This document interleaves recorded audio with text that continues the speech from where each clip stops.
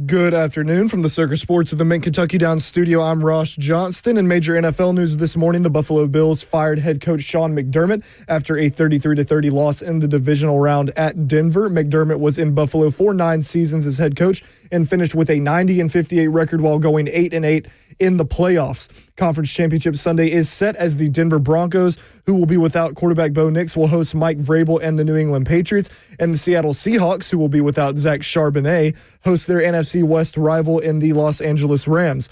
The Titans are down to their final 3 head coach candidates, and they are as follows. Chiefs offensive coordinator Matt Nagy, who interviewed in Nashville this morning. 49ers defensive coordinator Robert Saleh, who interviews with the Titans later today. And Packers defensive coordinator Jeff Hafley, who interviews in Miami today and in Tennessee tomorrow. Lastly, the national championship is tonight with Indiana and Miami squaring off in Miami at Hard Rock Stadium. Kickoff is set for 6:30 as Indiana is currently 8.5-point favorites in most sport books for this matchup. For all your foundation repair, waterproofing needs, visit USSTN.com. Breaking news at once on your home for the Titans of Vols. This is 104.5 The Zone.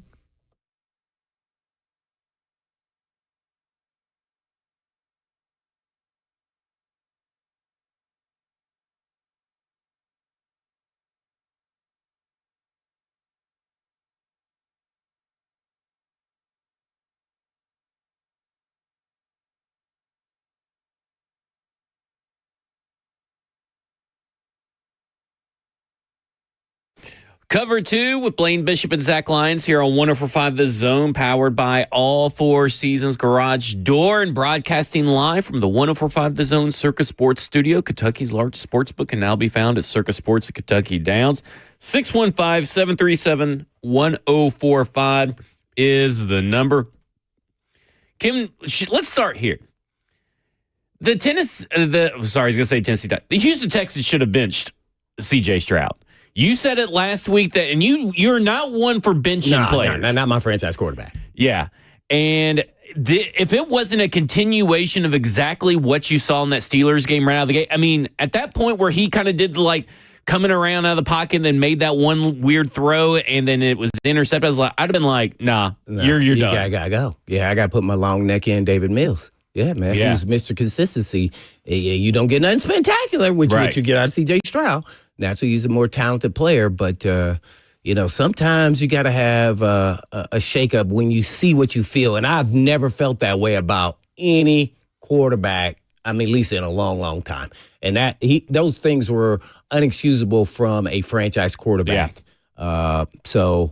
And that would have rattled him a little bit, but he needed to be rattled because he's already rattled. I need to rattle you the other direction because this is not going to work. And it was some consistency there. It wasn't just that game. It was a build up to this time to get to that. And I think he cost him. And the teammates all support him, but at the same time, they know.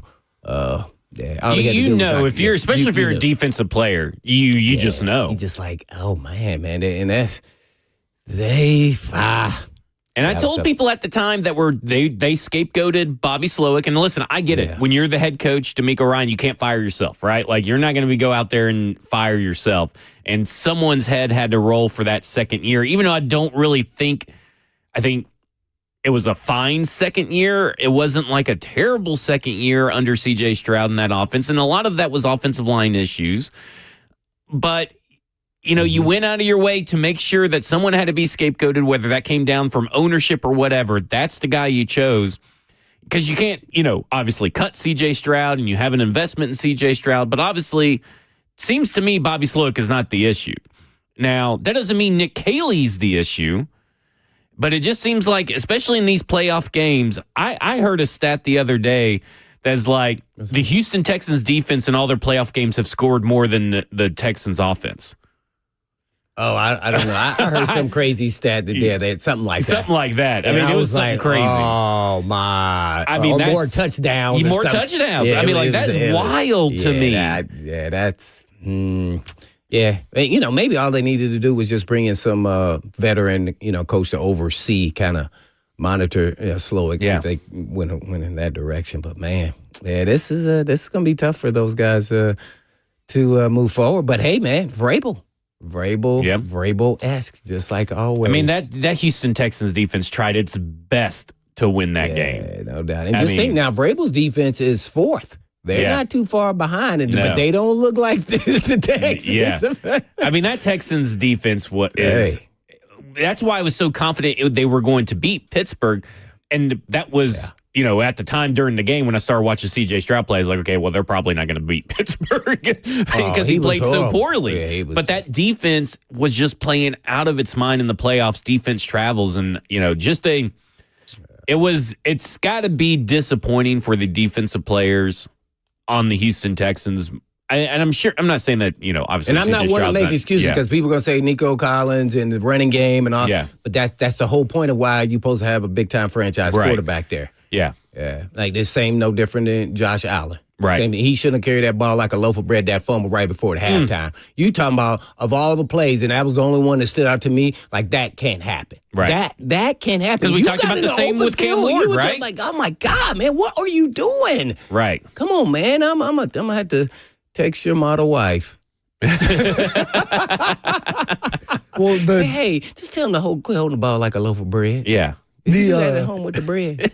The Texans game, too, wasn't that? I think that was the only one we all three picked the same, and we picked Houston. Yeah. I think the rationale was like, if C.J. Stroud just doesn't play like he did it against Pittsburgh, they can win because of that defense. And then worse. I went 2-2.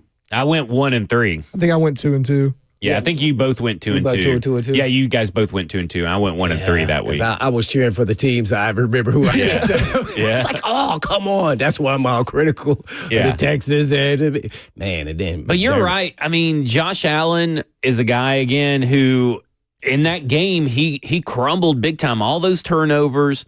And I'm not going to get into whether that was a catch, not a catch, whatever. Oh, I have no idea. And listen, Josh Allen put on a Superman cape at certain points in the game. But again, we talked about Cam Ward carrying it like a loaf of bread, and Josh Allen was carrying it like a loaf of bread. I cannot believe that. I mean, he was in the open field running like he was playing flag football or something, man. And the stage. They can't tackle. Like, they're not going to grab your arm. Like, once he got outside the pocket, you got to tuck the ball and especially a guy like him, he can bulldoze people. So you got to just think about this whole, like, what happened here. I was so, and then, now McDermott's gone out. Wow, so they're just, saying he's not the guy to get him over the hump to win a Super Bowl, when in reality it was about really the players. Because you're not sitting there really thinking it's about the coaching. Yeah, I get that a lot of people are putting out there like, well, his defenses, have given up 30-something points and blah, blah, blah, but they've also played like a ton of high-powered offenses. I mean, where they're putting up 30 points on all kinds of defenses. And for me, it's very reminiscent, which is not surprising. And maybe there's a little bit of like, connecting the dots between Andy Reid and Sean McDermott. But this feels very much like the end of the tenure in Philadelphia when Andy Reid left Philadelphia to go to Kansas City. I think there is an opportunity here for a team to get and hopefully the Tennessee Titans are in it. But there's an opportunity for a team to get exceptional head coach, in my opinion. And you talking about McDermott? Yeah, I'm talking about McDermott. Oh. Now that he's fired, I think that McDermott's an exceptional head coach. I mean, you look at his resume as a head coach, and really I thought about this when he was a defensive coordinator for the, from his time at the Panthers and the Eagles. I always thought he was going to be a good head coach since being a defensive coordinator. But looking at it, to me, it's like, he's only missed the playoffs 1 year, and that was his second year as a head coach, where Josh Allen was a rookie quarterback and they went 6-10.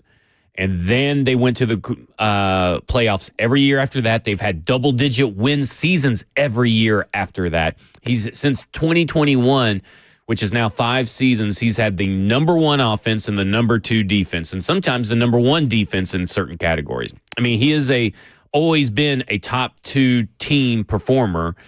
And I understand that, yes, he's never won the Super Bowl, but he's also, he's been coaching for 7 years, right? 7 seasons?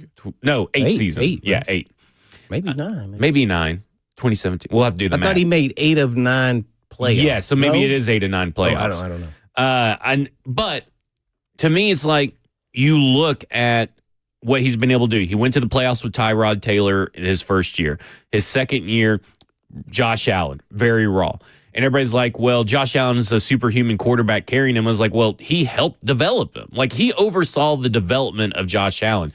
And when I say oversee, he hired the staff, right? Like, I mean, this is a guy with a deep Rolodex who's been known to hire very, very good staff members, coordinators, and all that. Like, this is a guy that can help the Tennessee Titans almost instantly, kind of like Harbaugh. That's how I view him. Now, can you get Sean McDermott?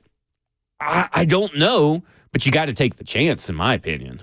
Well, I would definitely be bringing him on, even if it's late for interviews, or go down and just see what his interest level is. Even though I feel like the Titans are down to their final 3 guys. I don't know, you would know better than me, but I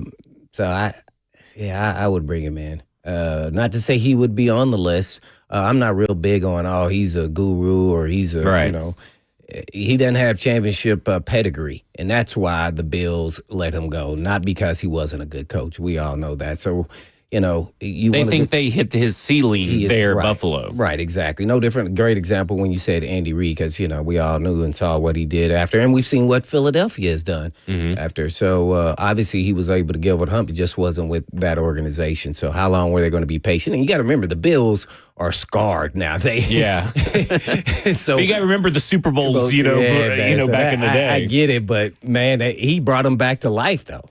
Also, and then also how the GM, is a part of this whole process and why he is still there and the other guy ain't got a promotion, ascending to power, right? Yeah, so he got a promotion. So there's something to it. So that's why when you see some of these experienced head coaches like Harbaugh, and why they snag is because they want a direct line to the ownership group so they can give their opinion of what's going on and not heard from just the GM's point of view. So that you'll probably see that. So maybe he'll probably want something similar to that as well. Yeah. And that's what goes on, because that shouldn't happen, even though he's a good GM too. I mean, they still did it without a number 1 receiver. In my mind, the tight ends led the crew. I mean, man, and they have 2 good ones, by the way. Right. It's just, and the running game, Cook. So, man, that was tough. That was a little surprising because it's so late in the game. So I'm just trying to figure out what's going on. Now, we've seen veteran coaches get fired, all right? And it's all about, what have you done for me lately? Mm-hmm. And if you haven't done anything lately, they are axing these guys. Yeah, tenure and longevity and loyalty does not matter anymore. How much history is here with the, we can go down the list of the guys, but starting with Harbaugh, and it didn't matter. Even with great quarterbacks, by the way. So maybe that's the reason why they're getting canned, because they're saying we've had one of the best quarterbacks, top 5 quarterbacks in the NFL, and we can't get over the snide. What can we do? Well, Harbaugh, special teams coach, McDermott, defensive coordinator, or defensive head coach, and then Mike Tomlin, defensive head coach. Your 3 most tenured guys who haven't been able to maximize the quarterback position in the last 10 years. It makes me feel like they're wanting to go younger and newer. And I'm not even really saying Sean McDermott's that old. I really don't know how old he is. But it seems to me that they're wanting to hop on this train of maybe a refresh or a fresh face. And that's fine. And sometimes that can work. Yeah, right? Because, sometimes it can. Sometimes it doesn't. And I would just be very cautious, in this day and age of the NFL, if we're actually going to stop seeing 5 to 7 to 10 year head coaches, I don't know what that's going to do to the NFL, really, to be honest with you. I mean, it's hard to say, but that seems like where people are trending. Yeah, no doubt about it. That's why I said it's starting to trend. I said this last week. It's starting to trend like this is college. And I don't know why that's happening, because owners aren't caring about the money because they got these big, huge TV deals. So it's starting to feel just like that. Yeah. Like, man, we're going to get turnover every 3 or 4 years if we're not making positive movement, from wherever we started to where we're at. We're trying to go to, it's like they're gone. I'm like, dang, that's a quality coach. Yeah. Right? Yeah. It's crazy. We're going to talk more about this. We'll also go to your phones. We'll go out to Tucker and Hermitage, 615-737-1045, because there's a lot of information that came out over the weekend about this Titans coaching cycle. And they are down to 3 finalists. Maybe Sean McDermott. I don't know. This is Cover 2 with Blaine Bishop and Zach Lyons here on 104.5 The Zone. My timeline.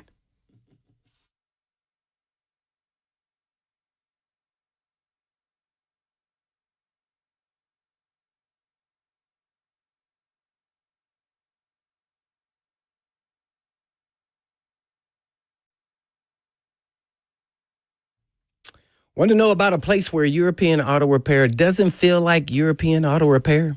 Well, hey, it's Blaine Bishop to tell you that the moment you walk into Eurofix, you'll notice Eurofix is not your typical greasy garage. Waiting rooms are pristine. They're very clean, comfortable, inviting. You can even work on your computer. All the service areas are spotless. And why? Because Eurofix cares about everything from how you are treated to how your vehicle is treated.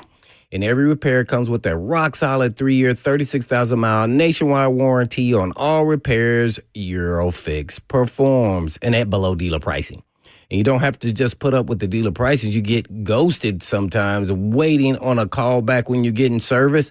Oh, man, that's so agonizing. And I get so pissed off. What's going on? Well, Eurofix fixes everything European, plus a rental car is available with every appointment. Locations in Nashville, Franklin, Belmead, and Murfreesboro, as well as Mount Juliet, and more to come. And all you have to do is just give them a call at 844-EUROFIX. That's right, 844-EUROFIX, or you can visit them online at myEurofix.com. That's myEurofix.com.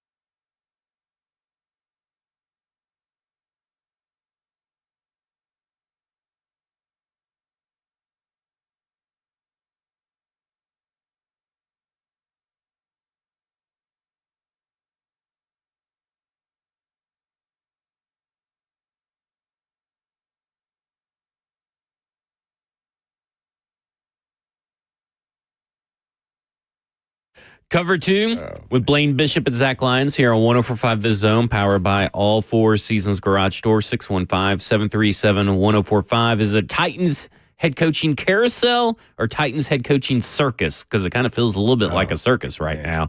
But we'll get to everybody's thoughts. We got a lot of stuff to get to over the weekend. But first, I want to go to Tucker, 615-737-1045. Tucker, you're on with Blaine and Zach. Hermitage. What up, guys? So, Zach, I had a question for you real quick. I know you and Stoney are really high on Mike McDaniel as a head coaching candidate, but that's obviously not going to happen anymore. But is it a foregone conclusion that he's going to be a head coach somewhere else, or is there a possibility that he could still be an OC candidate here? Because I think that'd be a really good fit for Cam and just this young offense. Thanks, guys. Thanks, Tucker. We talked a little bit about this on Friday here on Cover 2.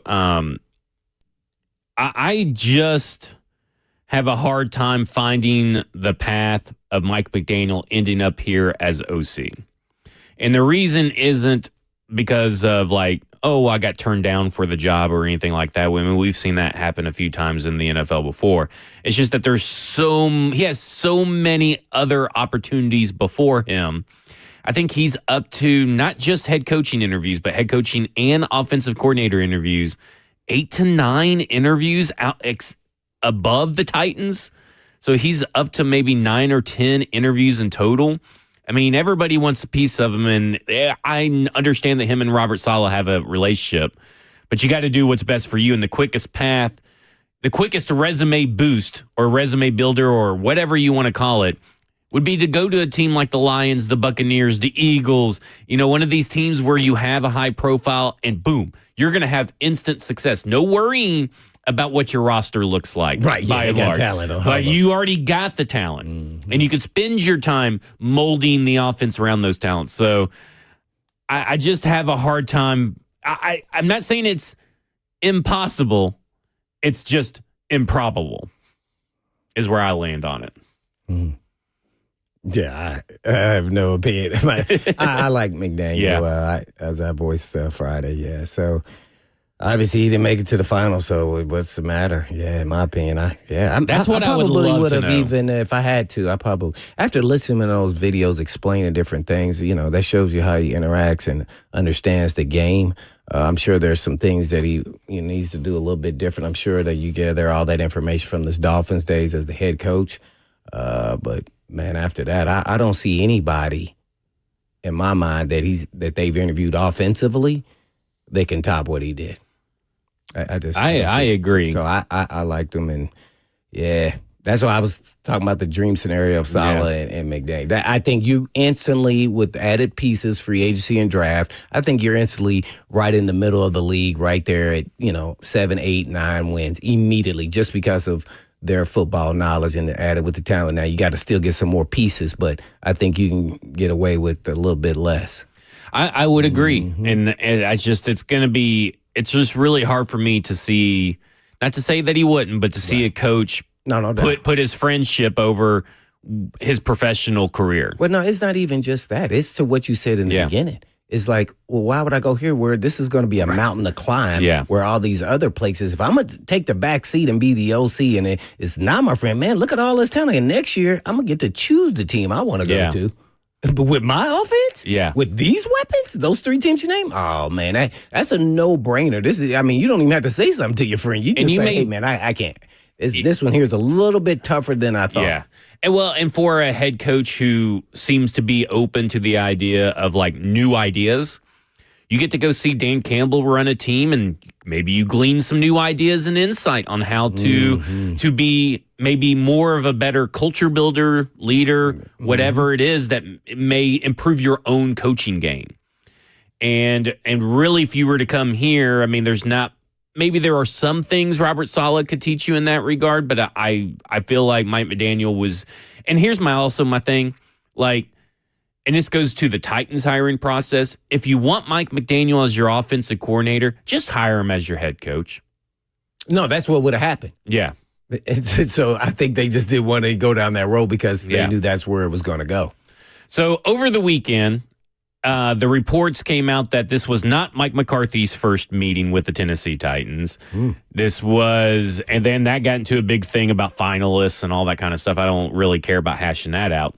But McCarthy apparently was said today, further details were given out about the initial reporting from Easton Freeze over at A to Z Sports about that first meeting. Earlier meeting than Saturday was a meeting up in Wisconsin with Mike McCarthy in December.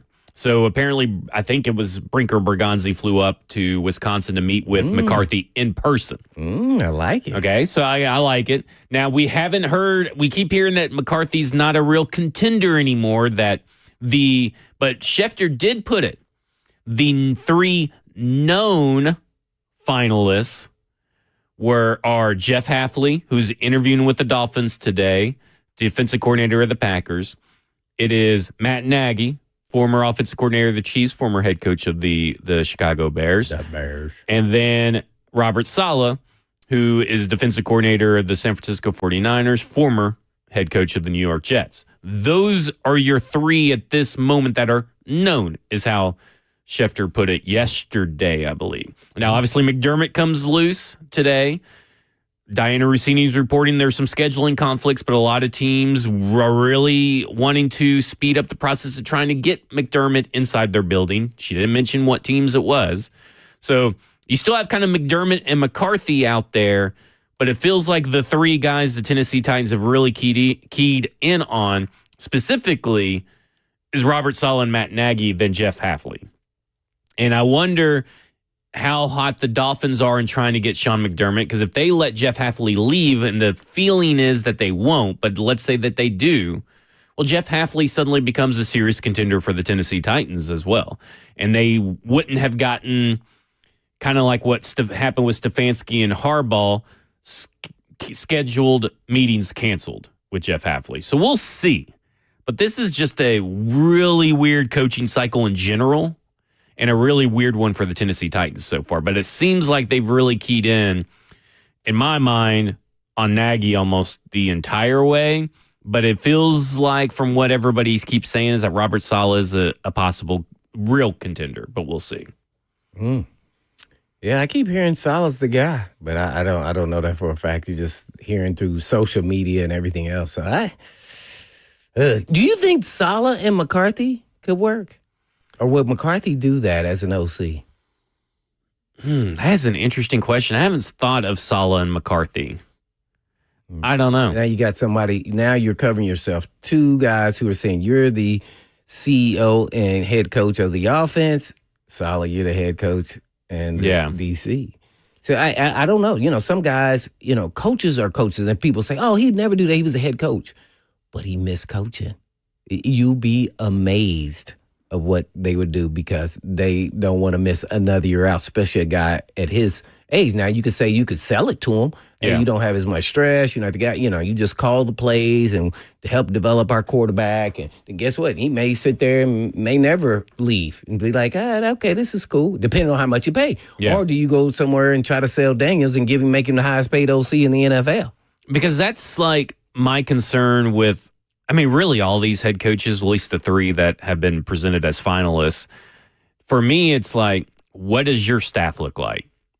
Because these guys are kind of all, in my mind, a little uninspiring, except for Jeff Hafley. I think Jeff Hafley is new, so he's a little bit of like newness to him, and I like what he's been able to do and all that kind of stuff. But still, my question then becomes, okay, you're hired. Who's your staff? Because, you can have Matt Nagy, and maybe Matt Nagy is he himself, a subpar head coach. I don't know. Same thing with Robert Saleh. Maybe he himself is a subpar head coach. But if you have a really strong staff and support staff behind you, that totally changes the game of what this team can be under these head coaches. Now, it doesn't mean that they can be just downright terrible or anything, but to me, the staff is so important for these teams. And we've already seen one offensive coordinator candidate for Robert Saleh. He's going to get blocked, and that's Clay Kubiak. Now, I wasn't crazy about having Robert Saleh as a head coach and a first-time offensive play caller. I really wasn't too thrilled with that anyway, but that's one guy already gone the staff. And then people are like, well, what about Matt Nagy? You brought up Mike McCarthy, but what about Matt Nagy as OC? And I'm thinking, I get concerns because aren't you kind of creating an environment of paranoia? You've already shown to be a team that fires head coaches. Now, you know that Nagy and Bergonzi have a tight relationship. How long of a leash does that give Robert Saleh? Like, is he always going to be looking over his shoulder? How do we even know they can work together? So, like, forcing Matt Nagy. Now, if Robert Saleh sits down with Matt Nagy for a couple of days and that's who he decides after interviews that he wants for his offensive coordinator spot, I'm feeling a little bit better about it. But there's always going to be that little bit in the back of your mind saying, man, if I don't win some games, are they going to replace me with that guy? And specifically a little bit louder voices just because of Matt Nagy and Bergonzi's relationship. So I don't know, but that's the important thing, right? Is the staff. The best staff member from his time at the Jets, Robert Saleh, Jeff Ulbrich, is staying on with Atlanta. He's offered an extension. And you can argue that Matt Nagy's best, is person from his time in Chicago is Vic Fangio, and he's not coming to Tennessee more than likely. So what do these staffs look like? Is it going to be some of these guys that they interviewed? But then how many of those guys are guys that have never worked with these head coaches? And I don't know. It's just, there's a lot going on there. I mean, we can say LaFleur and Vrabel. Yeah. They didn't know each other. They hated each other, right? But they didn't know each other. But they did their jobs. Yeah, they did their jobs. They were pros. At the end of the day, you don't have to like the guy you work with. And I don't really buy into the backstabbing and paranoia. I know he did some things there, but you're talking about a big New York market, a little bit different there. To me, then that means you're an insecure coach. And I don't even want, if that's the case, then you wouldn't even agree to hiring somebody that I wanted to hire. What are you supposed to do? I'm the owner. Yeah. So, that goes on all the time. And if we're trying to come together and trying to do something, first of all, we probably have all the same vibes and we're all trying to work in the same direction. So I wouldn't be trying to force something on somebody like that. So I don't know if some of these coaches are like that. I know they're egotistical, but yeah, I think if you come together and you're trying to do something and you don't have any other options, what are you supposed to do if you're the head coach? That's kind of where Vrabel was, just the third strikeout and he couldn't get his OC. So they said, well, we know a guy we interviewed, we liked. You may not know him, but you can get to know him. Yeah. And, so they worked out great for both. Right? There you go. Let's go to Gorilla in Nashville. Gorilla, you're on Blaine and Zach. Yeah, fellas, guess what, man? Guess what this thing looks like to the untrained eye, just to the Please fan eye. It looks like a clown show. Oh. This looks like Robert Saleh. Now, come on, guys. Really? Come on. So we're going to get a defensive-minded coach, right? Defensive-minded coach to pair with our rookie upstart quarterback. And then hope that he can get a offensive coordinator and retain said coordinator. Right? Come on, guys. Really? And this is a clown show, man. I'm sorry. That's all I had to say, man. Love the show, man. I'll listen off air. Thanks, Gorilla. I have no clue what he said. I had Ross in my ear the whole time because we had breaking news. Oh, what was that? Is this not a clown show? It is Tennessee Titans adjacent because we were just talking about this. Yeah. The Detroit Lions are finalizing a deal to hire former Cardinals offensive coordinator Drew Petzing as their offensive coordinator. That is fantastic. That is really good news if you're a Titans fan right now. Because I just got done talking about Mike McDaniels. Like, I would be going to the Lions. Now, there's still plenty of other options, but that was easily the most attractive job. Right. You said Tampa Bay, and who was the other? I'll have to go through and find all of Mike McDaniels' requests, but it's like, I think he got... Well, you named the only one with the best options. Some of the best options. Yeah, Tampa Bay, Detroit... Tampa Bay, Detroit, Ravens, because he interviewed for the head coaching job there at the Ravens. So those would be the three that I would put up there. But that is huge news for the Tennessee Titans if you're a Mike McDaniel guy. That takes a really big chess piece off the board for the Titans. Now, Blaine. So why didn't they hire... I don't know. Maybe he told them something, right? Because he told them that he wasn't going to take a job until... come back and circle back to these offensive coordinator positions until he figured out what he was going to do. And maybe he's got a head coaching gig already lined up. It's called the Titans. Because, that would be great. But I didn't know he interviewed with the Raiders today down in Miami. So, the as head coach, yeah. So so maybe there's a little something there. But that is pretty good news. Now, you'll have to tell me what Gorilla said, because I have no clue what he said. He said it was a clown show. They were interviewing, Salah with. That's all he was really. Gotcha. He wasn't happy. So he's not happy if it's Salah, or is he not happy if it's Nagy? I think more so matching up with different coaches. Did you hear it? Just the process of the whole thing and all that. Yeah, I think what's happened here, at least from my perspective, is, and I would have done the same thing. Putting out a broad, I guess, web out there for different coaches. You kind of lose sight of actually not having one guy you're targeting. Right. So I think in their situation, I would have done the same, So. Do you think that the wide net that they did cast was an honest process, or do you think it was like all these guys have to beat out what I perceived Nagy to be? I thought it was a fair. From my view, our view, because we don't know. Hey, I have no idea, but I would have done the same thing. We're not sitting on the interview process, so I think there's always an advantage to a guy that you know better than the others. Yeah. So I would have probably be comparing every coach to Nagy. Yeah. Because that's what I would do if I'm sitting in his shoes. Now, you got to remember now, he's not going to hire his buddy just because. He's got to be, somewhat qualified, and you don't want to, because he could set himself up to get fired. Well, yeah. And so then you want everybody else who's in the process seeing what you see and already probably know. And if they don't see it, and there's a vote process here, I'm sure he probably has a little bit more vote than outside of the owner, but I think they're going to bring up questions. And then so those questions need to be answered. And if the other guys seem to have the answers more so than him, you never know. Sometimes, he back channel. He may be telling them the questions and the answers. Well, I mean, there's an infamous story of Matt Nagy doing that for Patrick Mahomes, giving him all the answers before the combine interview. Mm-hmm. So there, at least, I wouldn't put it past him. I just don't understand the whole vitriol with Matt Nagy. That's why I asked that last week. I don't understand. Like, even when you talk to people there that covered the Bears, he started off like gangbusters, and then he just kind of tailed off at the end, and things just kind of went haywire. That could happen to any, first-time coach. Well, that's what I'm saying. It happened to Robert Saleh, right? Right. And Robert Saleh didn't even have a winning record. Right.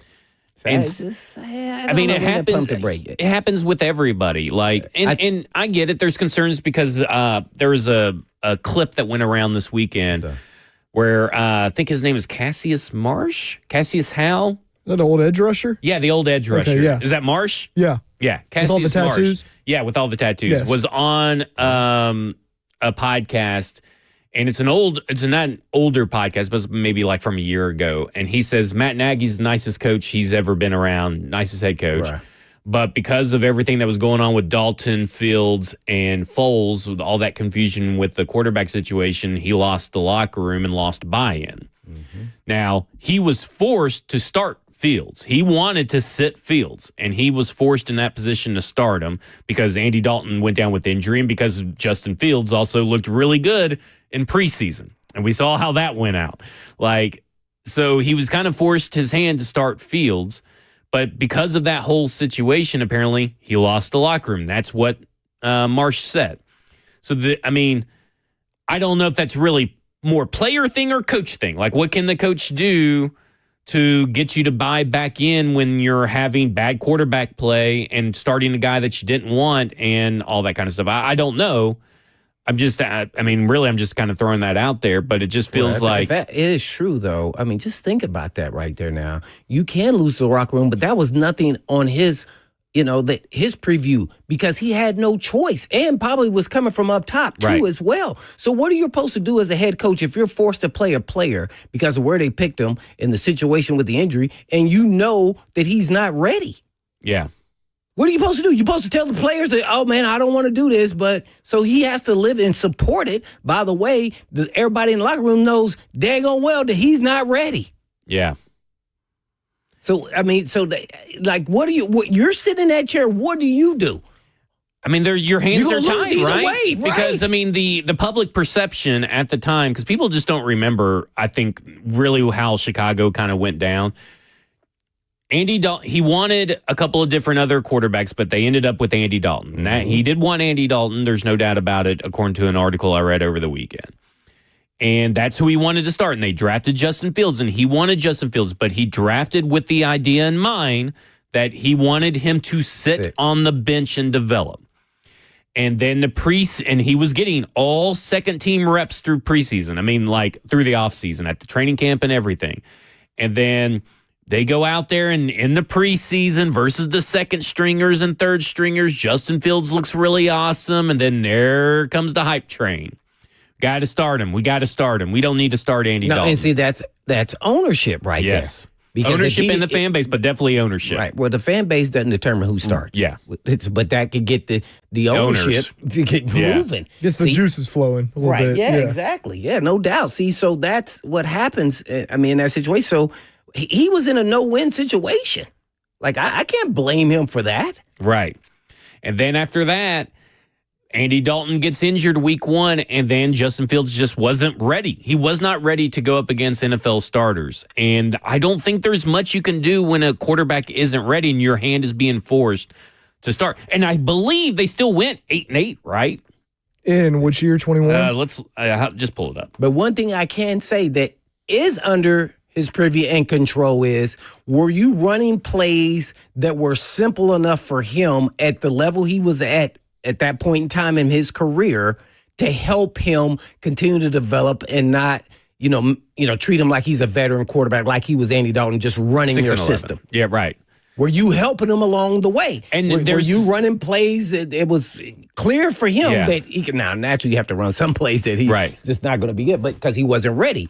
But were you helping him along the way? And if I had to guess, and if I remember correctly, I believe Dan Orlovsky was the guy that I saw this morning who was called out for being a guy that was very vocal that Matt Nagy did not do the things that you were talking about at the time. Now that is on him. Ultimately, the players are the ones that play, but were you trying to ask him to do something that he wasn't capable of doing at that point in time? Yeah.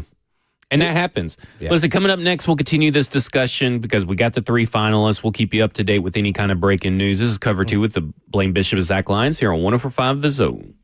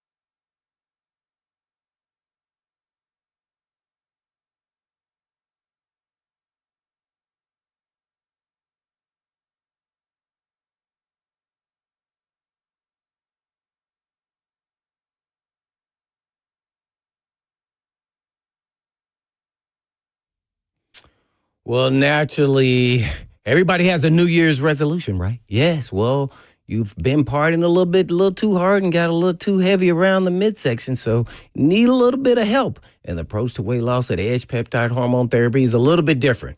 We make sure all the patients have extensive lab work and face-to-face conversation in office with our nurse practitioner to create a customized treatment plan tailored to your specific needs. They use only U.S.-based FDA-audited compounding pharmacies because knowing where your peptides come from always matters. You also get to enjoy access to their in-body scanner to track the weight loss and make sure you're maintaining all that muscle mass from all your hard work. You also get to lower your A1C, keeping those cravings at night in check, prioritizing protein, and having someone guide your journey from start to finish. So call the team at Edge Peptide for all of your wellness questions at 615, of course, 724-1878. That's 724-1878 or edgepeptide.com. What's up? It's Zach Lyons. If you wear glasses, you already know the struggle. I'm constantly looking for them, waking up blind without them, knocking them off the nightstand, and don't even get me started on vacations. Swimming, forget it. Fogging up, smudges, scratches. My whole day revolves around these things so that I can see. And the truth is, I've been dealing with blurry vision for years. Glasses help, but they're also a hassle. And lately, I've been seriously thinking there has to be a better way. That's when I started hearing from colleagues here at Cumulus who had vision correction done by Dr. Horn at Vision for Life. And every single one of them said the same thing. They wish they had done it sooner. So I did my homework, I read the reviews, and decided it was time. I'm going to have my vision corrected by Dr. Horn, and I'll walk you guys through the experience step by step before, during, and after at the end of February. If you're tired of dealing with glasses, contacts, or blurry vision, don't keep putting it off. Call Vision for Life at 615-436-2020 or visit visionforlife.com to schedule your consultation. I'll keep you posted, and trust me, I'm excited to finally see clearly.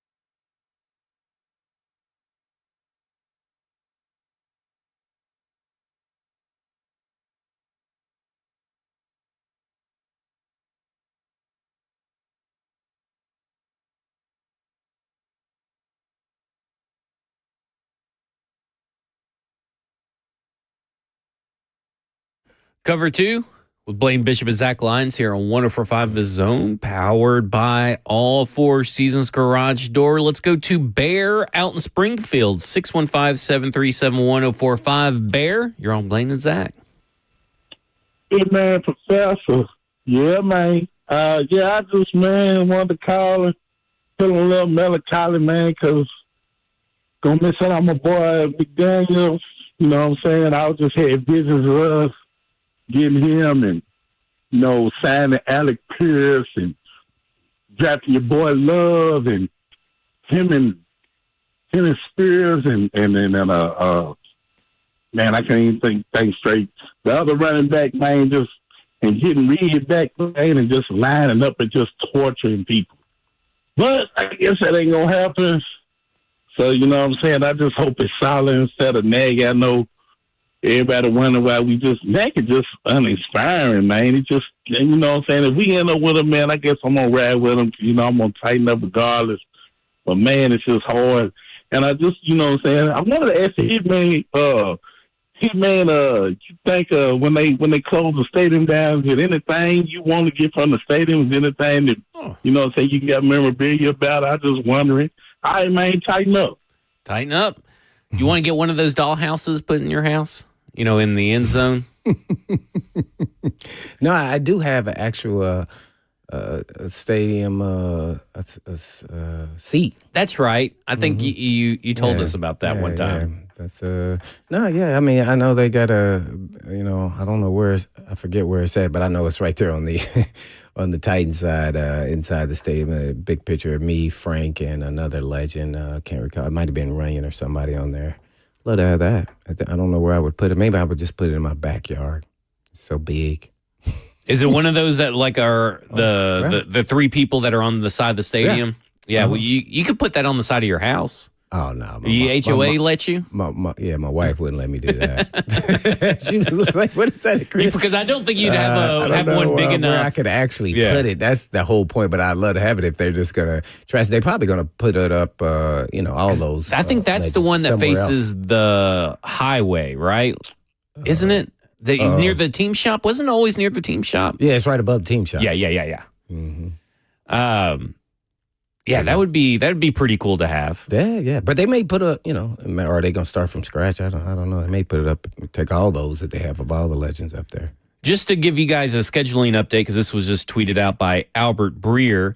What's going on right now is Matt Nagy's in-person interview. Later today, or later this evening, is Robert Saleh's in-person interview. And then barring whatever goes down in Miami, Jeff Hafley will be here tomorrow. And don't forget that Matt Nagy did have some dinner last night with everybody, and Miss Amy Adams-Strunk.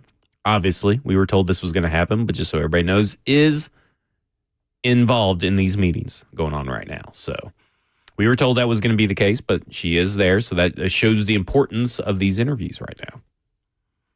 So there you go. Just a little update for everybody. Yeah.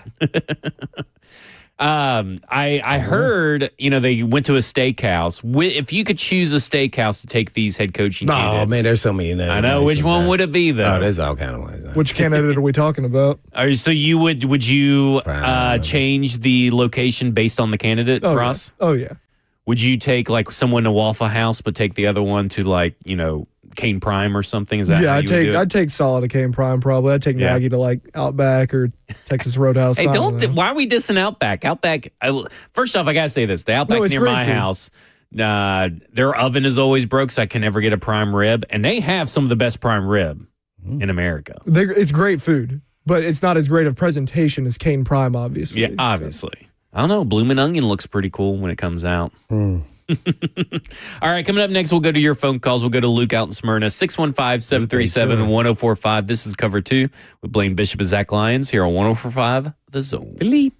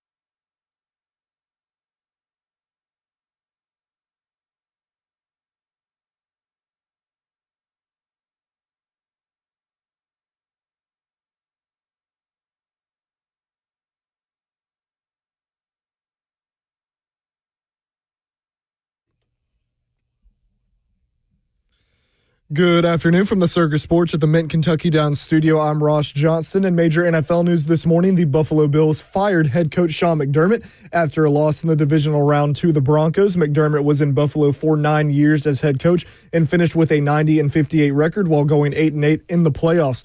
Also, the Detroit Lions are hiring former Cardinals offensive coordinator Drew Petzing to become their new offensive coordinator in 2026. Conference Championship Sunday is set as the Broncos, who will be without Bo Nix, will host Mike Vrabel and the Patriots, and the Seattle Seahawks will host the Los Angeles Rams. The Titans are down to their final 3 head coaching candidates, and they are as follows. Chiefs offensive coordinator Matt Nagy, who is interviewing right now. 49ers defensive coordinator Robert Saleh, who interviews later today. And Packers defensive coordinator Jeff Hafley, who is in Miami today and will interview in Tennessee tomorrow.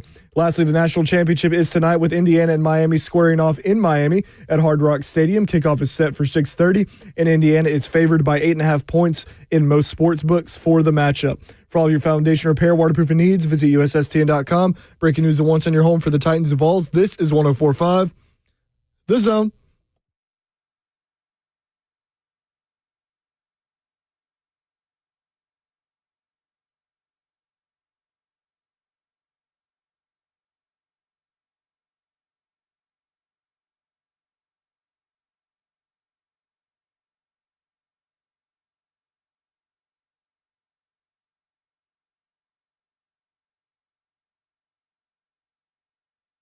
Cover 2 with Blaine Bishop and Zach Lyons here on 104.5 The Zone, powered by all 4 Seasons Garage Doors. 615-737-1045 is the number. And the Falcons hired your number 1 candidate. Oh, thank God. And listen, I think that's a good hire for the Falcons. I just don't think Stefanski was the right hire for the Titans.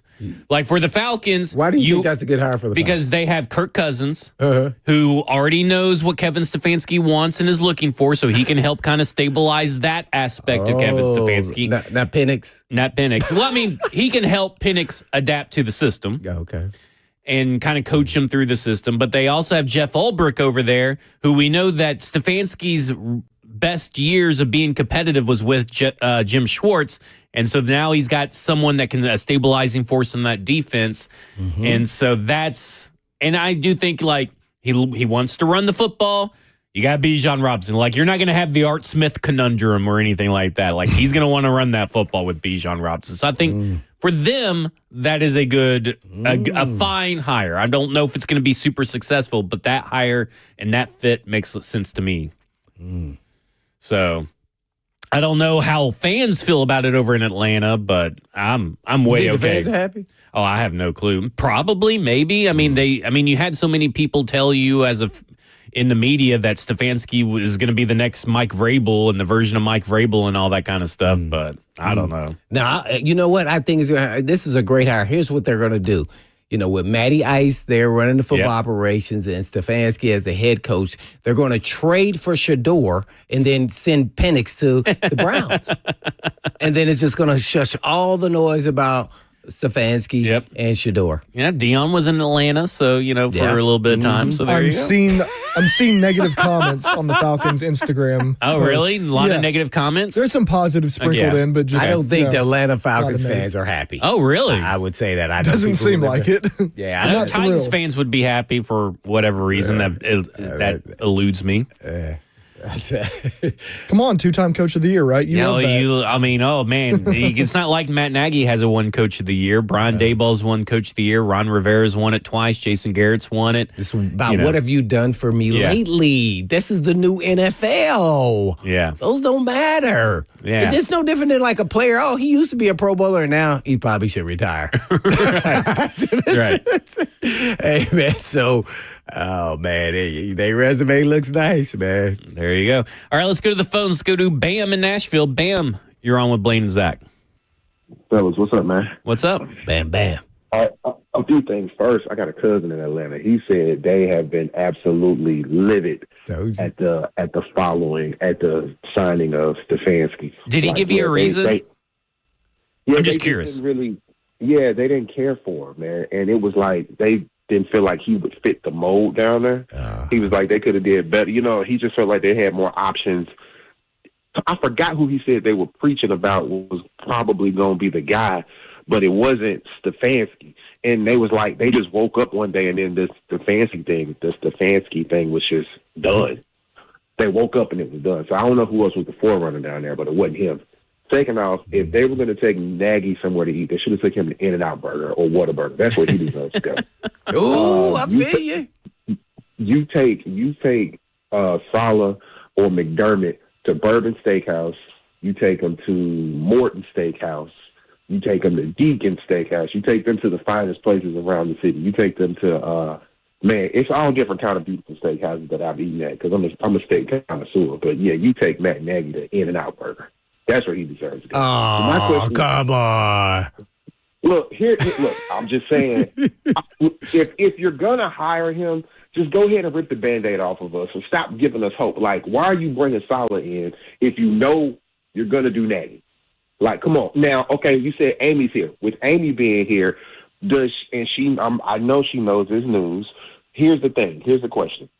Does she have any say in, are we going to try and reach out, or does she let those guys just handle that or talk her out of that? You know, because they talking about casting a wide net. They was finna to go to Baltimore, or they was finna go to Harbaugh House and try to sell, you know, an arm, leg, and whatever else you can give the man. Do you almost try to do the same thing with McDermott, or are they just going to stick with Nagy? If you, like, just tell me it's him. Don't shoot me a whole bunch of different smoke screens, and then you turn around and, oh, yeah, guys, Matt Nagy, this is that. And they see everybody's out on the man.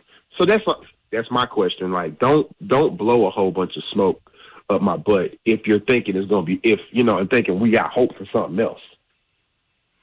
All right, thanks, Bam.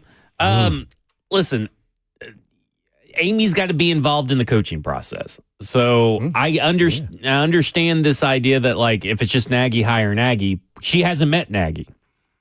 She kind of has to meet Nagy and probably, give her input. Oh, yeah. And I'll be honest, I feel like Nagy may be a hard sell for Amy Adams-Strunk, who is very aware of probably what the fan base is saying on the internet or anything like that. Now, that should not influence your decision. I'll be quite honest.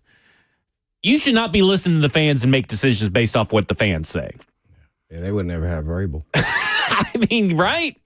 Like, we should definitely cool the jets on that. And I just don't get this idea that the Tennessee Titans are, by hiring Matt Nagy, shouldn't because the fans say they shouldn't.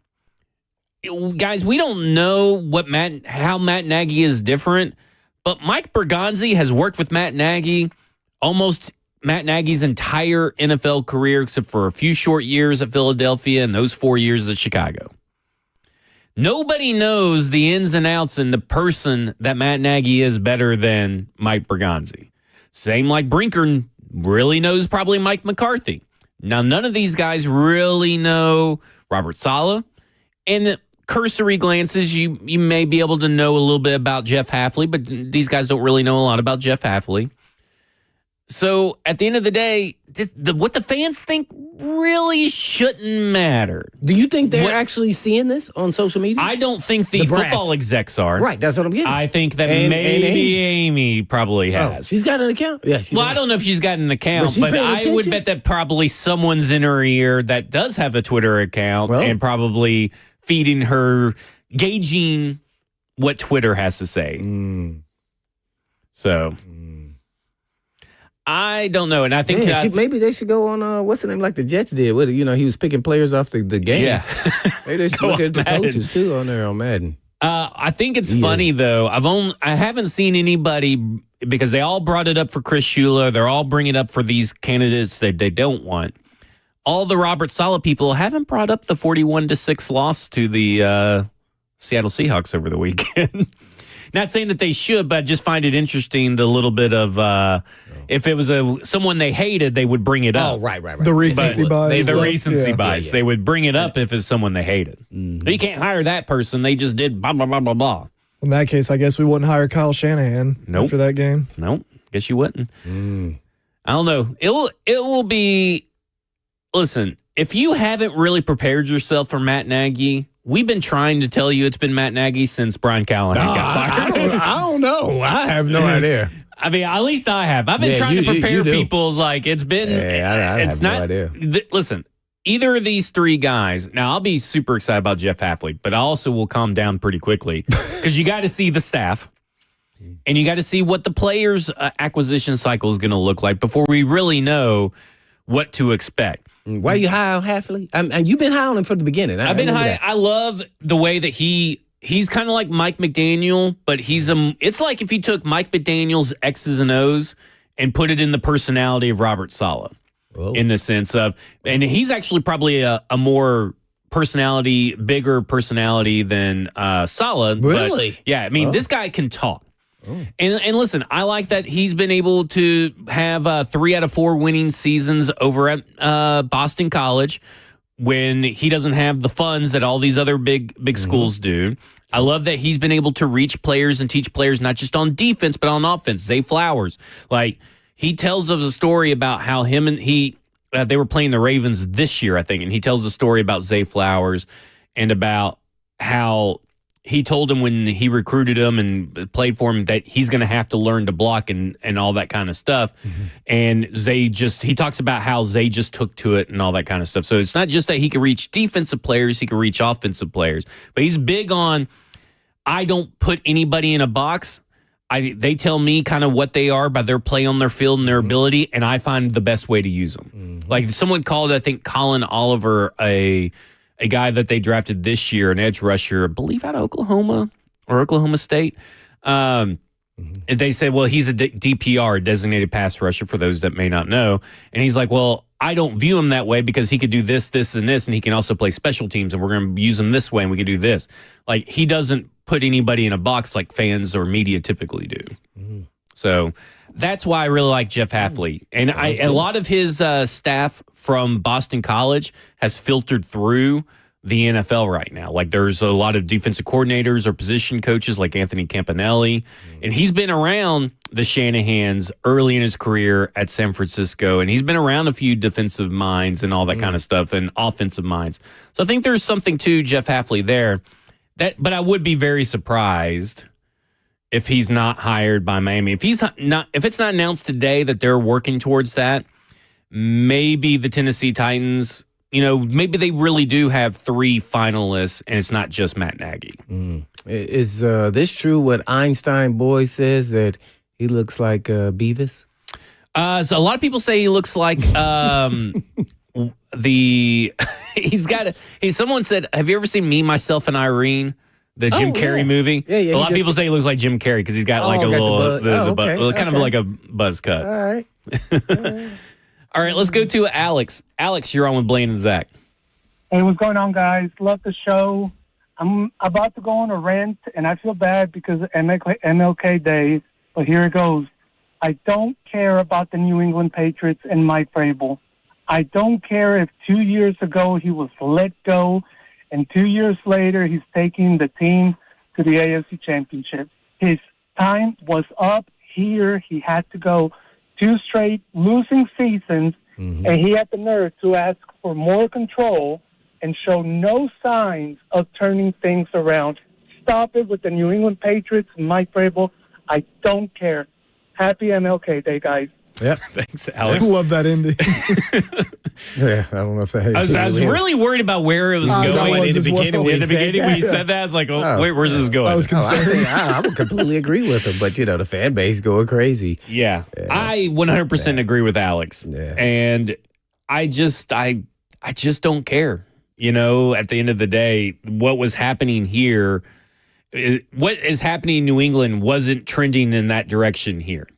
Some of it out of Mike Vrabel's control, some of it in Mike Vrabel's control. But I think that time away and then going to a place that you clearly love more.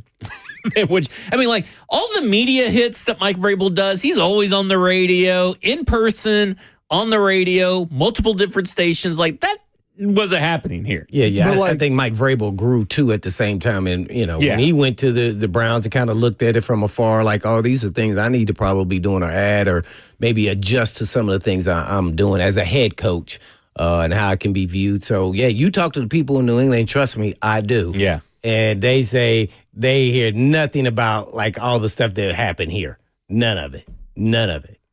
And maybe it's because he played there and he has a relationship with those guys already. But yeah, none of that. So I think he has grown and learned too over, a year out of the league as far as being a head coach. Yep. F&M Bank Chat is where you can also interact with the show. Twitch, Twitter, YouTube, Facebook Live. Monkey Balls 262 says you will get Nagy and you will like it. He probably is right. Monkey Balls may be wise. Look, I don't know much about Nagy, and I know all this hate about Nagy, but here's what I am going to say is chemistry is more important sometimes. If he's going to be the CEO, then that means he's in line with Berganzi with their relationship. And that's not to say they're not going to disagree, but they know how to manage it. So they have some form of relationship, and nobody's going to be backstabbing somebody else and, I want to line to the owner and I'm not getting my say so. So that kind of communication is pivotal in a relationship with the GM and the head coach. And what did Mike Berganzi say at his press conference at the trade deadline? He says he values relationship and being on the same page a lot in the next head coach. So the writing is there. We'll talk more about Nagy and Saleh when we come back. We'll also go to Dan in Lewisburg. This is Cover 2 with Blaine Bishop and Zach Lyons here on 104.5 The Zone.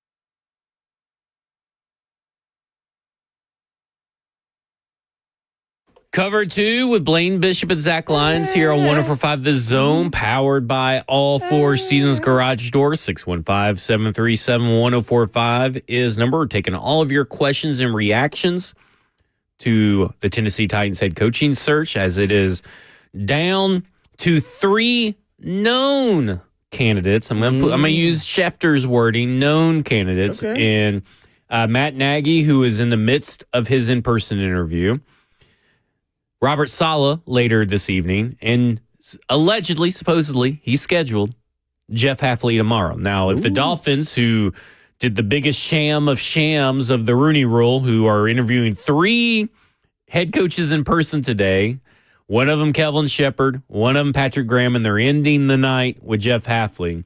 Now, we don't know how they feel about Sean McDermott, but it may be like a bird in the hand is worth 2 in the bush situation. If they end up with Jeff Hafley tonight, Titans suddenly have a full day open to maybe park a private jet in the driveway of a Buffalo home of Sean McDermott. That's what I would be doing. I'd be flying up there, talking to you, figuring out if we can get a deal done while I'm up there. Oh, with McDermott? Yeah, with McDermott. That's how I'd do it. Hope it's not too snowy. Keep those runways clean up there. Yeah, keep them salted. Keep them de-iced. Get that plane ready. All right, let's go to Dan in Lewisburg. Dan, you're on with Blaine and Zach. What's going on, guys? What's up? You got it. I'm just loving it.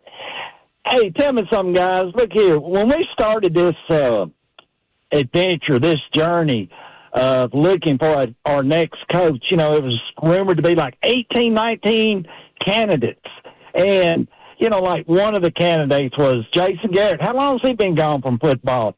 And the rest of the candidates will say. And I'm one of those people, forget Nagy. I'm for Robert Saleh, McDermott, get those 2 guys, and whichever one you can get drop in. Hey, if Mike McDaniels is not anywhere, have him here as our offensive coordinator. What do you think about that? I mean, I would be in on Mike McDaniel's OC. You ain't going to hear anything. I don't care who the head coach is. Yeah. I'd rather him just be head coach, but I don't care who the head coach is. I'll take it. Yeah, I'll take Mike McDaniel all day long. Yeah. But Ross said he didn't. I don't know. McDaniel. No, I'd love it. I would love it. I got a question for you guys, but I want to get to Joe first. Let's go, Joe, out in Kansas. Joe, you're on with Blaine and Zach. What's going on, guys? I'm a truck driver. That's why I'm out in Kansas. But I just don't see how Orgonzi can hire Matt Nagy. I mean, we've had 2 losing seasons in a row, and I don't know how he can, hey, guys, we're going to bring in one of our friends, because bringing in friends is more important than winning games. You know what I mean? I just don't know how the fan base is going to react to something like that. Also, we fired our head coach midway through the season to get a leg up on the coaching search, and we're going to come away with somebody that nobody wants. So what was the point of firing Callahan if we were just going to go out and do that? So I'll leave you with that. Thank you. Thanks. Matt Nagy's a better head coach than Brian Callahan, so that argument is kind of silly. Yeah, what was his record again? Yeah, I mean, can I say something? Everybody who wants Robert Saleh, he doesn't even have a 400 career win percentage. He couldn't even get to the 4s. Matt Nagy has over 500. 5.23 or 0.523 if I'm not mistaken. This idea that Nagy cannot win or is not a serious head coaching candidate. I mean, he has interviewed with other teams for other jobs, even dating back to last year. I understand that the public perception is that everything that went wrong in Chicago has to be Matt Nagy's. Everything that went wrong, Matt Nagy's fault. And then, but with Robert Saleh or Kevin Stefanski, everything that went wrong, none of it's their fault. It's the Jets. It's the Browns. We have to understand there's always a middle ground in these conversations. There's always a gray area. The truth lies somewhere in the middle. And guess what? Yeah, the Jets suck. The Browns suck. The Bears, for a long time, kind of stunk. He took a team that was 32 in scoring offense in the 2019 season, 2017 season, and went from 32nd to 9th in scoring offense with Mitch Trubisky. Oh my gosh, that is me. Oh, okay. Man, that's my phone. Wow. Yeah. Someone might not have liked that. They didn't rant. like your rant there. I guess not. You were very clear in the understanding there. But did Saleh have a quarterback? Well, he drafted one. Yeah. Well, I'm just saying. I didn't say that he drafted one. Yeah. He didn't draft it. The GM drafted him. See? Yeah. Did he have a good quarterback? No, he did not have a good quarterback. He didn't. And the reason why I'm saying that, I'm not saying, I'm just saying that you got to take all these things into impact. You can't just look at somebody's record. Right. By the way, for all you guys who must forget, Vrabel's defense was ranked 32nd or somewhere there at the bottom of the NFL when he got his first NFL start. See that? Yep. So you can't go by somebody's ranking of what they did defensively, offensively. It became about what is needed for the organization at that time. And he got a chance to grow, too, as a head coach. Because, I mean, for me... we don't know if having chemistry, it can really ignite a lot of things if Nagy has the tools to be a CEO and a leader. I'm not sure. I don't know. How about his play caller? I have no idea how good he is as a play caller. So that's up to them to figure all that stuff out. So I'm interested to see what happens. But if this is where we're going to go, then they should have they've interviewed enough now. I think they should start narrowing it down here. Probably in the next 48 hours, you'd say? I wouldn't be surprised if they had an announcement tonight. Because maybe Sean McDermott's just turned them down. Right. That could happen. And if Sean McDermott's turned you down, then you kind of know where you're going. Mm-hmm. Well, what you guys have said, too, multiple times, and it's a great point, is that it's not always the same in every situation. Right. You know, not like Nagy was horrible in Chicago or Saleh was just horrible with the Jets, but there was more to be desired. Well, that's not here. That's not in 2026, you know? It's a different situation. So as worked up, as pissed off as people could get, which is understandable, it's fine, whoever is hired is going to be 0-0 as the Titans head coach. So... And they're going to have expectations, right, to win right away, as they should. Because that not only should the Cam Ward take another jump, Cam Ward or the roster should get better.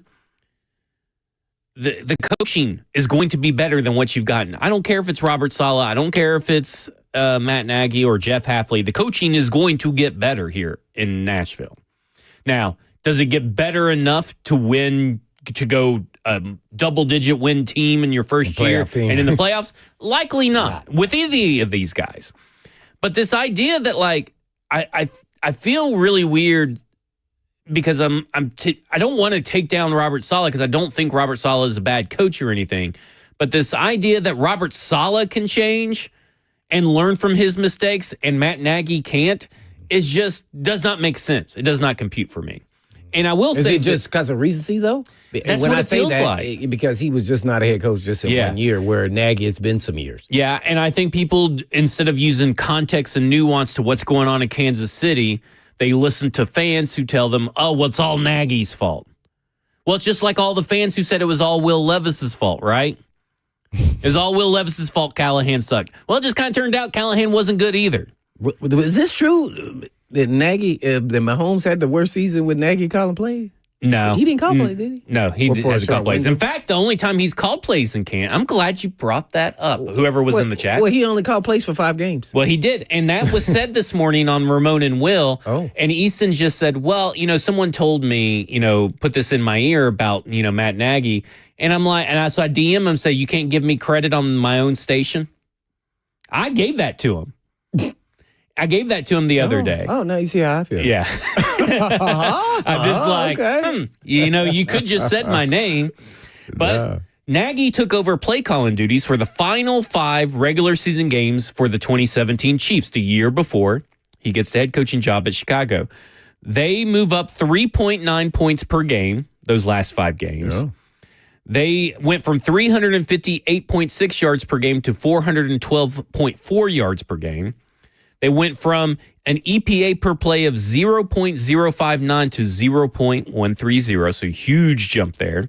And its success rate of 43.9% to 44.8%. So every offensive metric got better that year.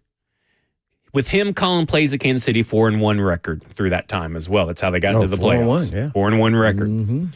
So I just will say, like, this idea that Nagy can't be successful, even though he was semi-successful in Chicago, but Robert Saleh is definitely going to be successful, even though he's never had a winning record. In fact, it came to my idea there's only been like 2 coaches who in their first stint never had a season where they had a winning record, who went on to have winning records later in their career, in their second stint. Mm-hmm. And that was, I can't remember the first one, but the second one was Pete Carroll. I can't remember who the first one was. But so we should just run away from all these candidates. I mean, to be honest, everybody but Jeff Hafley. Right. I mean, to be honest, based off the numbers, and that's what kind of concerns me, is that the dwindling down to your final candidates. Okay, Stefanski's not that great of a guy either to have for this team. Saleh, Nagy, Hafley, pretty exciting. But you still had all these other candidates. You know, I know Shula turned you down, essentially. We don't know that for sure, but actions speak louder than words at this point. I don't even know if Cliff Kingsbury interviewed anywhere, it feels like, for head coaching job. I haven't heard that name mentioned in forever. Somebody floated his name out there all over the place, but I don't know. I mean, but like, you had some other guys that maybe inspire a little bit more hope in the fan base. And I think the 2 of the 3 guys that they have as finalists right now aren't really truly inspiring of hope. I know people will hope on Robert Saleh, and they're very high, even though everything tells you the contrary. And I'll be rooting for Robert Saleh. I can't handle a Jets South here, which is typically technically just what we've seen the last 2 years here. But like, I can't handle more abysmal losing seasons. But at the same time, I just don't feel like all these candidates are got fair play. But also now the finalists are not getting equal treatment. And I think that's ridiculous myself. Like, I think it's a little ridiculous that this is what you're selling to the Tennessee Titans fan base. A guy who was from New York, who doesn't really have proof of track record of winning games. You got Matt Nagy, who we just know everybody hates irrationally. Now, you don't have to be super excited for Matt Nagy. 12-4, 8-8, 8-8, 6-11. Yeah. So we have that guy who everybody already has succumbed to groupthink and hates him. And then you have Jeff Hafley, who's a complete unknown. It feels like, and listen, maybe there's another mystery candidate because, like I said, Adam Schefter used known finalists. Maybe it is Mike McCarthy. Well, I would be completely ecstatic if it's Mike McCarthy at this point.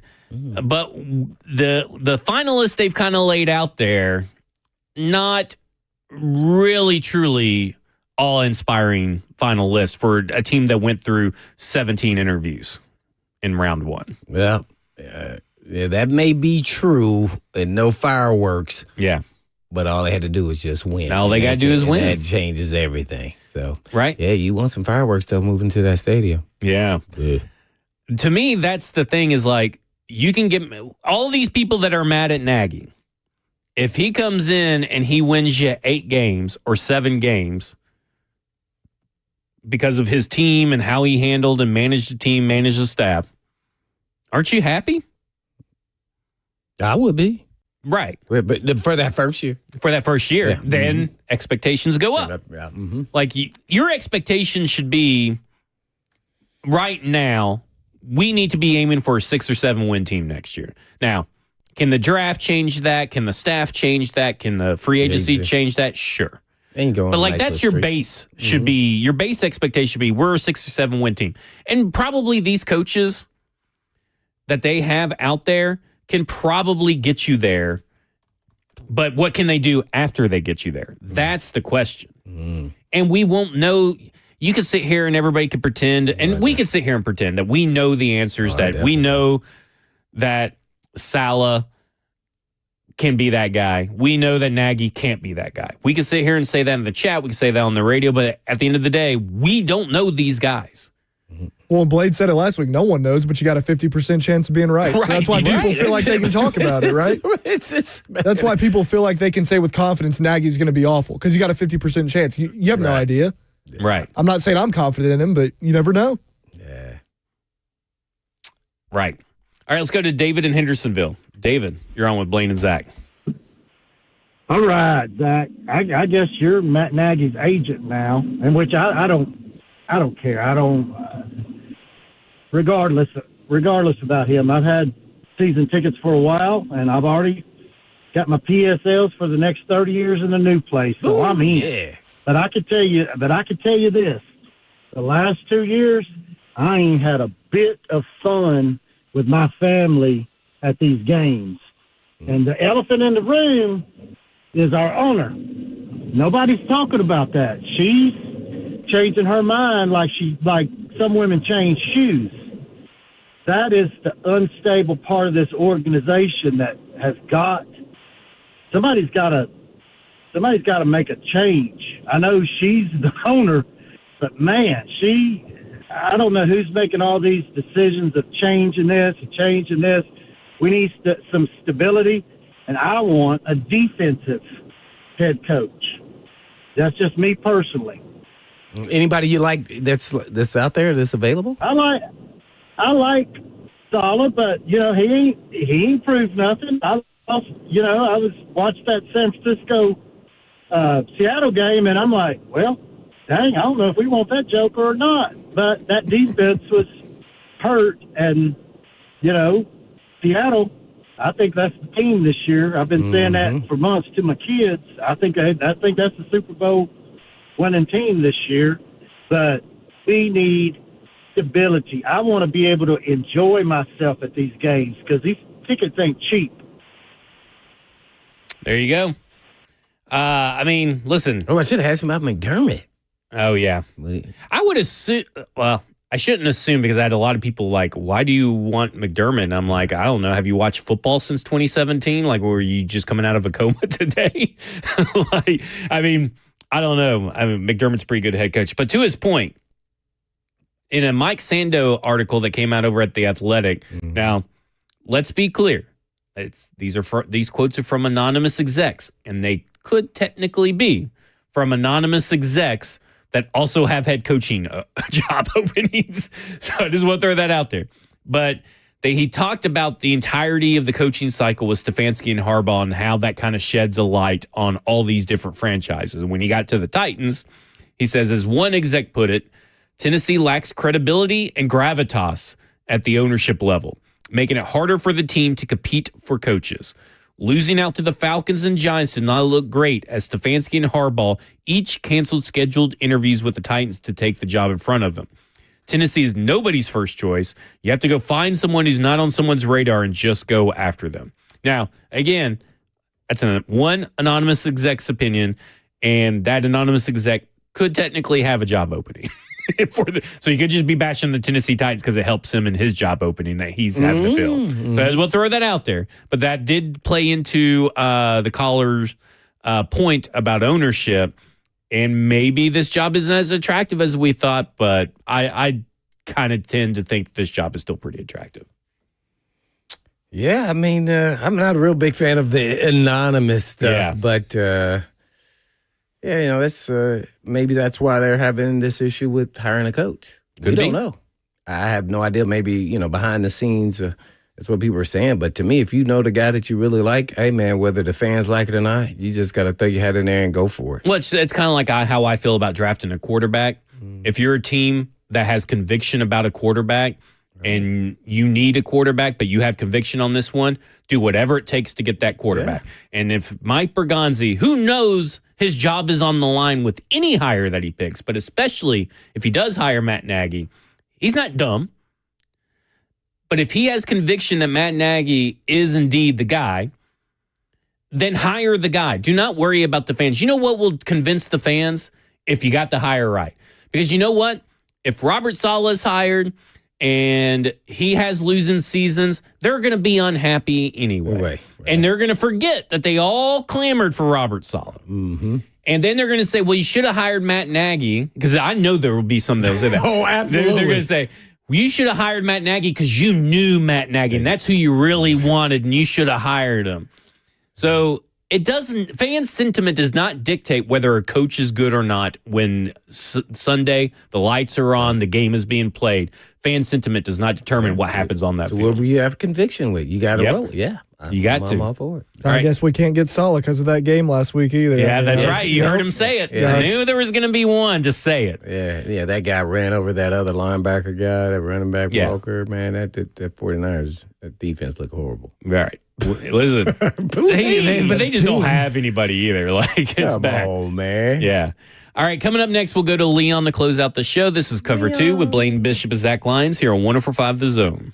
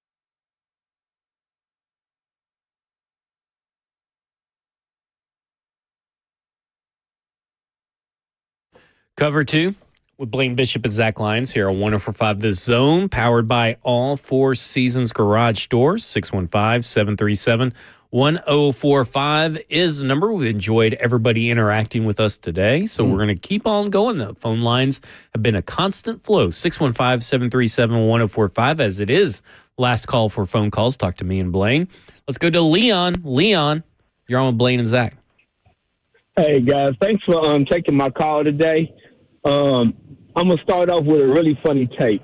And I guarantee you, Joe Burrow is somewhere right now punching in, karate kicking air that all these coaches are getting fired and Zach Taylor still has a job. So that's kind of funny to me. But as far as McDermott goes, I don't think he's coming here. I think in a petty league, he would love to take that Ravens job just to kind of give a big you-know-what back to Buffalo if he was to ever face them and actually beat them with Lamar. So I think McDermott will end up in Baltimore. But as far as the coaching job here, I agree with you guys. All of these guys have done it once. They all failed. Every coach that we have searched for has failed, except for, ones who's never done it before. And most of these guys normally do turn it around, the second go around. So whoever they get in here, I just hope they come in. They do a great job. I talked to y'all a few weeks ago and said that I wanted the CEO type. I would like a defensive coach, but as long as they can get the most out of this team and bring us back to where we was, I'm happy with it. Tighten up and talk to you guys later. Yeah, thanks, Charles. I mean, like I said, or Leon, sorry, says looking at Charles on the phone on a different name. But like I said, all it takes is this next coach to provide meaningful competitive football that results in more wins than what you've had the last 2 years. I mean, that sounds so easy. It does sound so easy. And that's the start, right? Because that's year one. Now we got to get to year two. And nothing is, there is 52 other players on this team. But it's not just the coach. Cam Ward's got to step up his game too. And we got to make sure that the staff is the right staff to get the most out of Cam Ward as well. Like, it is not just, if you hire Matt Nagy as a CEO-style head coach, he obviously has an idea of a particular system that will work for Cam Ward. Who's the play caller that's going to help implement that system? Who's the quarterback coach that's going to help teach that system? Like, that's the other question.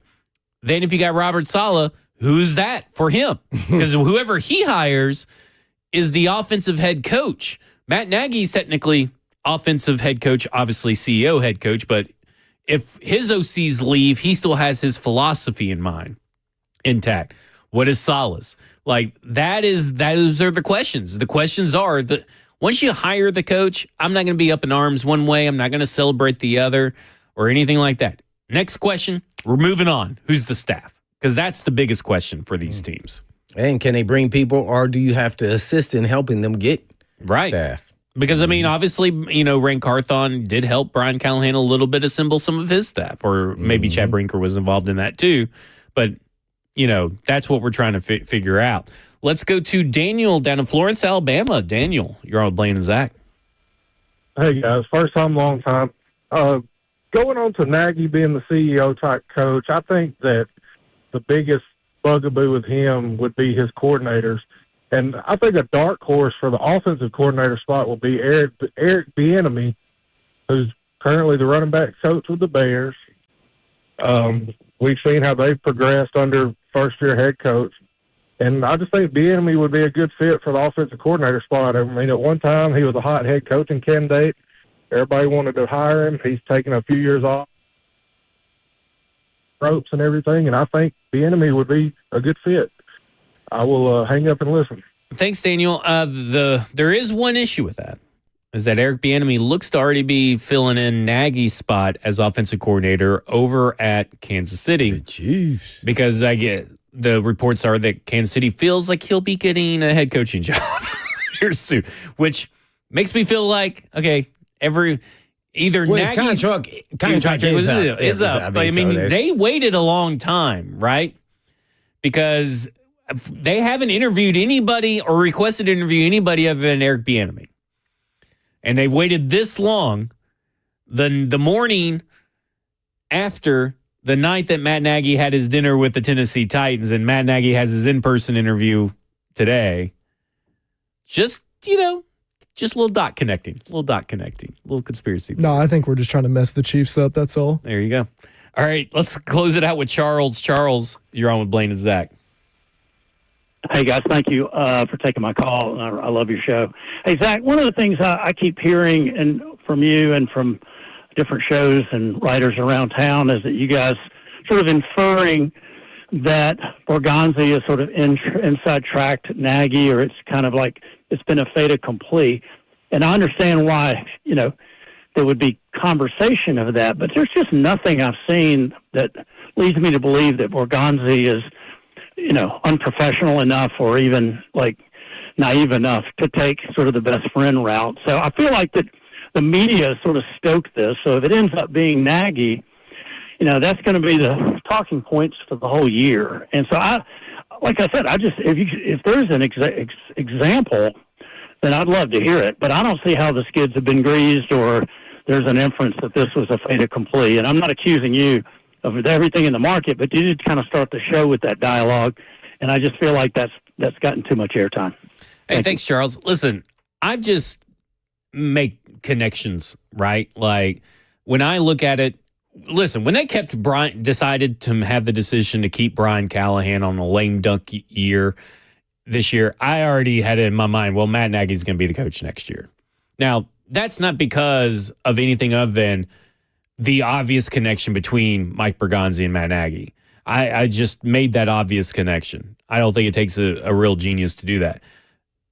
And I don't think necessarily that he's greased the wheels. I just want to have a little bit more. I mean, they've interviewed 17 people, right?